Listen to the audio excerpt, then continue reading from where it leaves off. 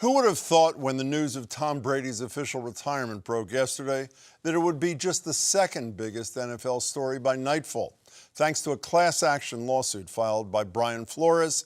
In it, he accused the league of racial discrimination against black coaches and brings forward some pretty compelling evidence, courtesy of his former boss, Patriots head coach Bill Belichick. As the suit lays out, after Flores was fired from the Dolphins last month, he applied for other head coaching positions, including with the New York Giants. But then a few days before his interview, Bill Belichick texted him, congratulating him on getting the job. After some back and forth, Flores realized Belichick mistook him for Brian Daboll, another NFL coach who is white and who Belichick had apparently been told already had the job. Flores described his reaction on CNN this morning.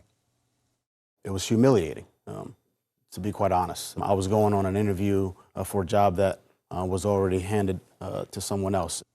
Flores and his attorneys say his interview was a sham conducted only to comply with an NFL rule that requires minority candidates be considered for certain jobs within the league. The suit also alleges major misconduct surrounding Flores' firing from the Dolphins, claiming the writing had been on the wall since Flores refused to accept bribes from the team's owner in exchange for tanking games so they could get a top draft pick. And it's not just Flores. The lawsuit claims to act on behalf of more than 40 black coaches, coordinators, specialty coaches, and others who they believe were being discriminated against throughout the NFL. Look, I love coaching football, and I still want to coach. Let's be clear about that. But this is bigger than coaching. This is bigger than me. Many have come before and done a lot to create change in this country for people of color.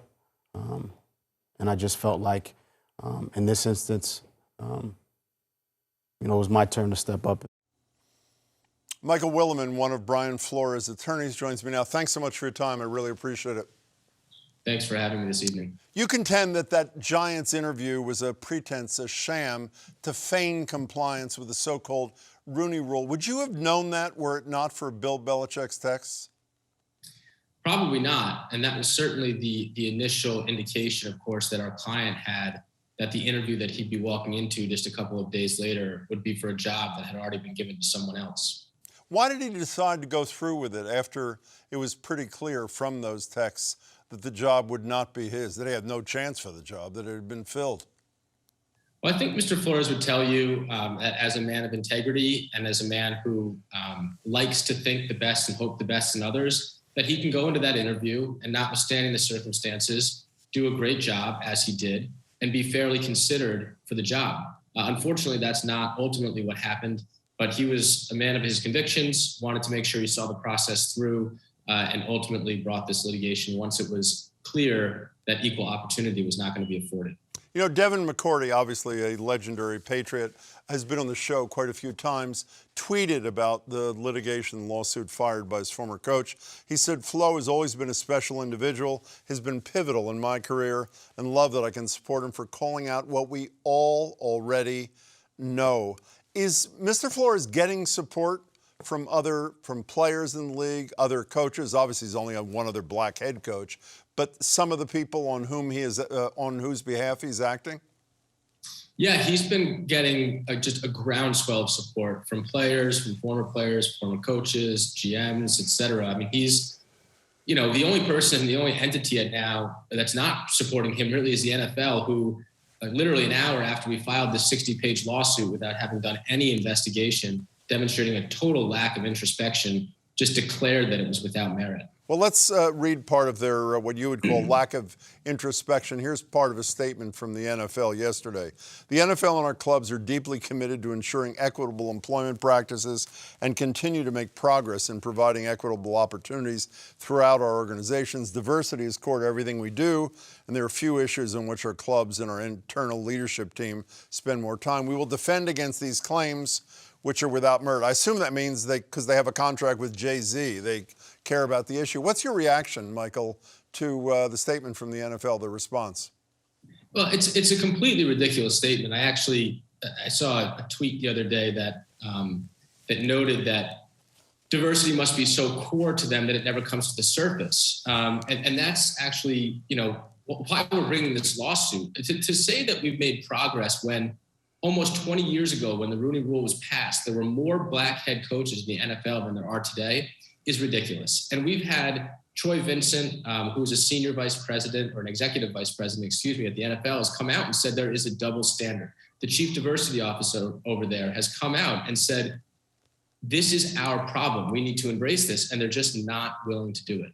You know, let's focus on those numbers for a second. I'll tell you, they are staggering. And long before your client filed this suit, I hope people who suggest they care about equity and fairness and tolerance would focus on these. The Rooney Rule, correct me if I'm wrong, is 20 years old. There have been 15 black coaches total in those 20 years. 10 hired in the past decade. Every single one of them is gone. So that today we have one black coach in the whole head coach in the whole NFL. Is that accurate? That's right. And 14 out of the 15 black coaches that have been hired since the Rooney Rule, of course, have been terminated. Whereas you look at white coaches who have been given second chances, who have been given longer tenures, and who remain employed in positions with equal or lesser success than the black coaches who have lost their jobs. Yeah, I should have mentioned one critical number that I left out that I think people have learned if they didn't know it in the last 24 hours. Well, I said one black coach, who I believe is Mike Tomlin from Pittsburgh, who's been there forever. 70% roughly of the players in the NFL are black. That's roughly right? That's right. That's right. And the coaching ranks largely come, at least in the first instance, from players, from that 70% black pool. Is the color of Mr. Flores' skin also part of the reason why he thought he lost his job with the Dolphins, considering a pretty good record there over the past couple of years? Well, that's correct. And there are various reasons for that. But just on its face, it's completely absurd that Mr. Flores lost his job in Miami. He coached them to 2 back-to-back winning seasons for the first time in nearly 2 decades, and ultimately was let go and then really maligned in the media using stereotypes that are often attributed to black people.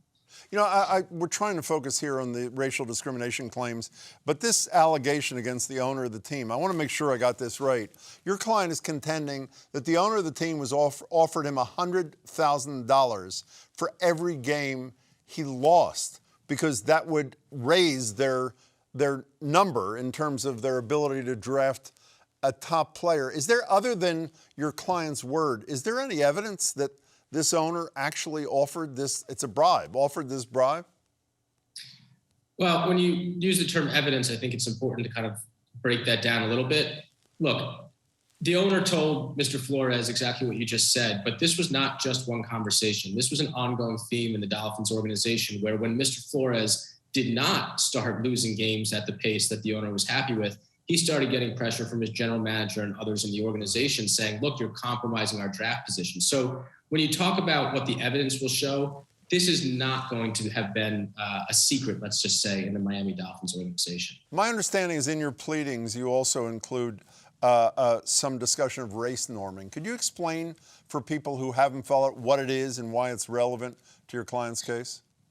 Sure. So race norming is essentially, to simplify it, making assumptions based on someone's race with respect to, in this particular circumstances, their cognitive abilities. And the reason it's important is that when the NFL entered into its concussion settlement a few years back, people would make claims, former players would make claims of cognitive disabilities based on the fact that they played football. And what the NFL said was, if you're black and you're making a claim of cognitive disability, but you didn't start the analysis with the assumption that you're not cognitively as able as a white person to begin with, then we're going to call into question your claim that you've been disabled. It's absolutely disgraceful.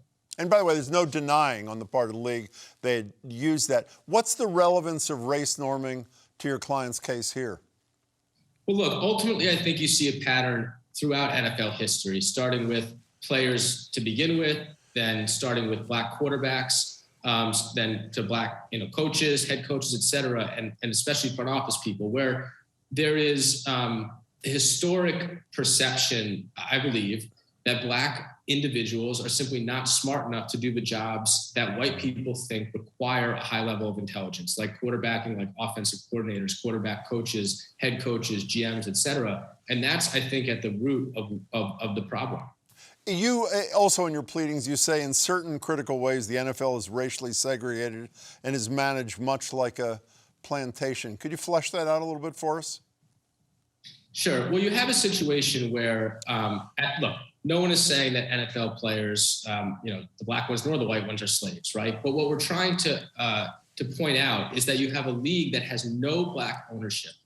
We have white billionaire owners who own the teams, and you've got front offices that are largely white.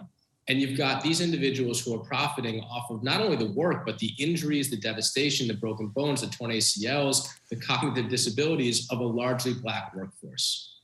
You know, when I read about the case, I saw your client on CNN this morning. I'm assuming everybody who's focused on this last 24 hours has had almost the exact same reaction that I have had, which is that you contend that racism interfered with your client's career. Is he not worried that speaking out is going to end his career? Who is going to hire Brian Flores when he has the courage to stand up and say the things he's been saying about owners, about the league, about all that sort of thing? Well, he is unfortunately concerned because we've seen the NFL and other organizations time after time blackball people who do stand up. But I think that is an important point to make for people to understand how credible Mr. Flores is.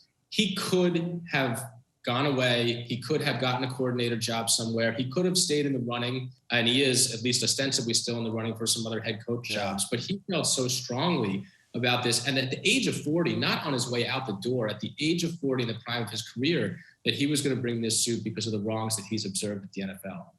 Well, Colin Kaepernick 2.0, in my estimation. What is he looking for? What does he want to get out of this lawsuit? It sounds simple, but change. At the end of the day, right now, it starts with the owners, right? We have a virtually all white ownership. We have no black owners. We need black owners in this league. We need more black people in the front office. We need more black head coaches, coordinators, et cetera. And so he's going to use this platform and this lawsuit to attempt to drive change in the NFL. Michael Willemin, thanks so much for your time, and thank your client for his courage. We appreciate your time. Thank you so much. Good evening. Be well.